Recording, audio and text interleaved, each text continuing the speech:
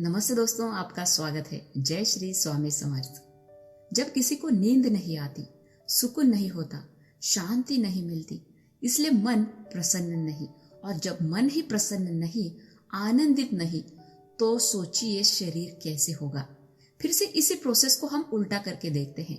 जैसे शरीर स्वस्थ नहीं तो मन स्वस्थ नहीं, शांति नहीं, सुकून नहीं, नींद नहीं। जबकि हम चेतन है, ईश्वर का अंश है, उसका स्वरूप है। फिर भी स्वयं को शरीर समझकर शरीर के सुख दुख हमारे सुख दुख हो जाते हैं, और शरीर के सुख दुख के साथ हम भी सुखी दुखी हो जाते हैं। हमारे भीतर ईश्वर का तत्व है, ईश्वरत्व, और इसे हम भूल बैठे हैं। श्री स्वामी समर्थ कहते हैं, अपने अंदर के ईश्वरत्व को पहचानो। शरीर को खाद पानी देकर जैसे शरीर का विकास होता है, उसी तरह ईश्वरत्व को खाद पानी देकर उसका विकास होता है। हमारे अंदर प्योरिटी है, इसलिए तो कभी बुरा होता देख हमें अच्छा नहीं लगता, या फिर कभी किसी के साथ हमने अच्छा व्यवहार नहीं किया, बदले की भावना ने सामने वाले पर कुछ ज्यादा ही प्रहार किया, तो कुछ समय बाद या रात को सोते समय जब मन शांत हो जाता है, तब एक विचार आता है कि आज मैंने ये अच्छा नहीं किया, मुझे ऐसा नहीं करना चाहिए था, या ये मैंने क्या किया। क्यों आता है ऐसा विचार? जब व्यवहार हमने ही किया था। इसी विचार को ईश्वरत्व कहते हैं, क्योंकि अब हमारा आत्म स्वरूप जाग उठा। तब क्या हुआ था? मन के विचार, मन के पूर्व संस्कार हमारे आत्म स्वरूप पर हावी हुआ था, इसलिए कह डाला जो कहना था। किंतु जब मन के विचार धीरे धीरे चलने लगे या मन शांत हो, तब आत्म स्वरूप दिखने लगता है। तब फिर मन की नहीं चलती। और आपने ये भी अनुभव किया होगा कि जब हम किसी के साथ अच्छा बर्ताव करते हैं, मदद करते हैं, तब हम बहुत खुश होते हैं ना? क्योंकि यही हमारा ओरिजिनल स्वभाव है। खुश रहना, आनंदित होना, दूसरों को खुशी देना, यही हमारा स्वरूप है।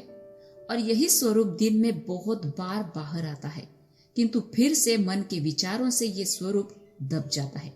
स्वामी कहते हैं, कुछ लोग जाने अनजाने में आत्म स्वरूप को दबाते हैं, ये सोचकर कि क्यों अच्छा बनना है, लोग फायदा उठाएंगे।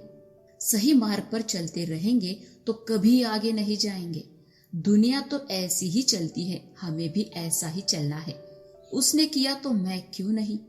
उसने मेरा अपमान किया, अब कल मैं सूद समेत वसूल करूंगा या करूंगी। भले ही हमने अपमान का बदला लिया हो, पर फिर भी उसी एक अपमान को याद कर कर दूसरों का कई बार अपमान कर देते हैं। क्यों? क्योंकि ये मन में था, मेरा, मुझे, मैं, मेरे लिए। इसे बहुत बढ़ावा दिया है। इस तरह के विचारों से हम अपना स्वरूप दबा देते हैं।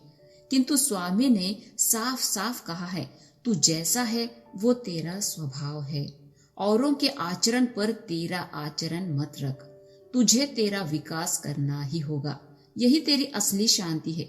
बाहर की परिस्थिति इस शांति को कभी भंग नहीं कर सकती। दोस्तों, एक दिन शांति नाम की एक बूढ़ी माई स्वामी से मिलने आती है और स्वामी को आने का कारण बताती है कि महाराज, मुझे कल नींद ही नहीं आई। बहुत से विचार मन में चल रहे थे, पहले कभी ऐसा नहीं हुआ। स्वामी ने उसे पूछा, क्या तूने कल कुछ ऐसा किया है जो तेरे आत्म स्वरूप को मंजूर नहीं था?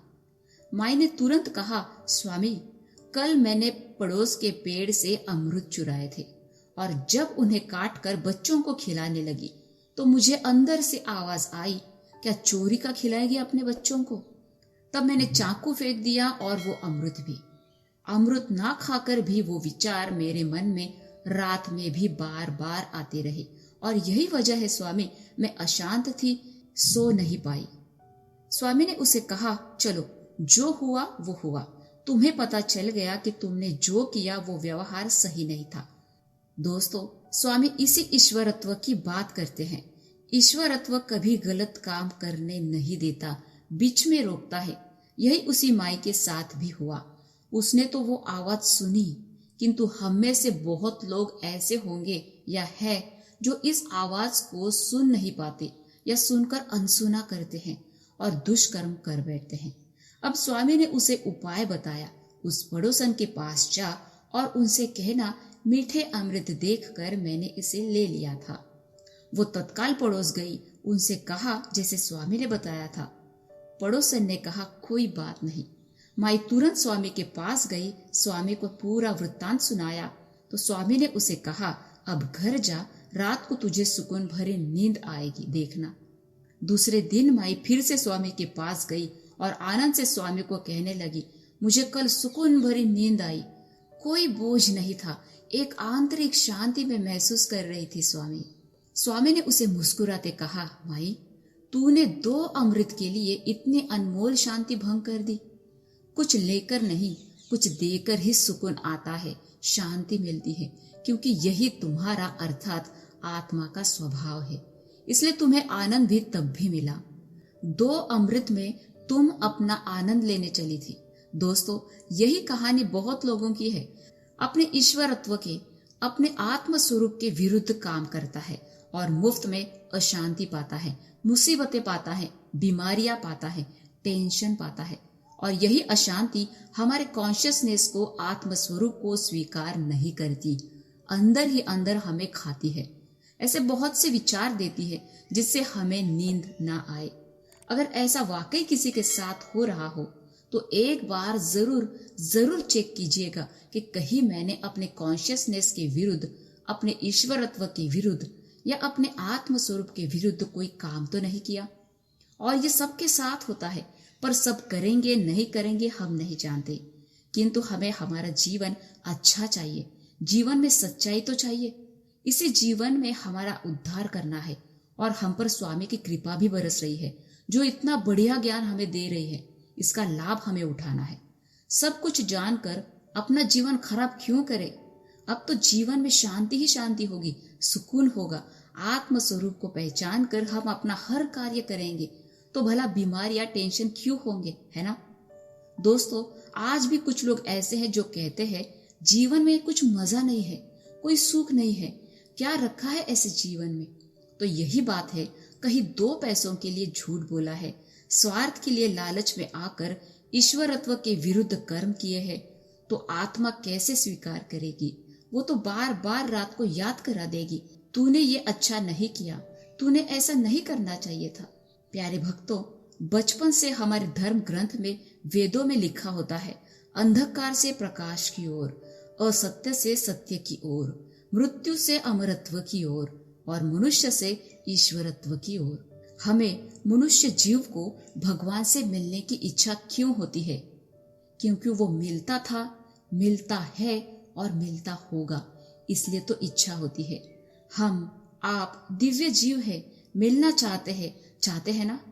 तो एक और बात ध्यान में रखनी होगी कि वो भी हमसे मिलना चाहता है। वो प्रेम सागर है और यही समय है प्रभु मिलन का, सत्य ज्ञान प्राप्ति का। ये समय है मनुष्यत्व से ईश्वरत्व की ओर चलने का। उम्मीद है भक्तों, आप इस ज्ञान का आनंद ले पाए। अपना ख्याल रखें, धरती माँ की रक्षा करें और जरूरतमंदों की सहायता करें। जय श्री स्वामी समर्थ। धन्यवाद।